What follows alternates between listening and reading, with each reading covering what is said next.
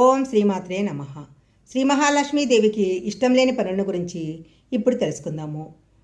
ఉదయాన్నే ఇల్లు వాకిలి శుభ్రం చేయకుండా అలాగే పాచిమొహంతో కాఫీ పలహారాలను సేవించటము, లేచింది మొదలు భర్తను పిల్లలని తిట్టడము, అరవటము, విసుక్కోవటము, ఊరికూరికే కళ్ళనీళ్లు పెట్టుకోవటము, సాయం సమయాన సంధ్యాదీపం పెట్టకుండా గట్టిగా అరుస్తూ ఇంట్లో వారితో గొడవపడుతూ ఉండటము, అలాగే ఎప్పుడూ పేలు దువ్వుకుంటూ తల దువ్వుకుంటూ జుట్టు విరగబోసుకొని తిరగటము, సరిగా పక్వం చెందని ఆహారాలను తినటము, ఆహారం తీసుకోకముందు తీసుకున్న తర్వాత నోటిని శుభ్రపరచుకోకుండా ఉండటము, ఉదయాన్నే లేచి మొహం కడుక్కోకుండా నుదుట బొట్టు లేకుండా భర్తకు కనపడటము, ఇలా చేయటం వల్ల అనారోగ్యము ధనహీనత కలుగుతాయి.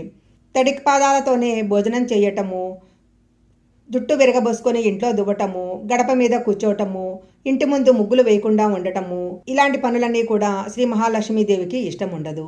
ఇలాంటి పనులు చేసిన ఇంట్లో లక్ష్మీదేవి ఉండకుండా వెళ్ళిపోవటం జరుగుతుంది.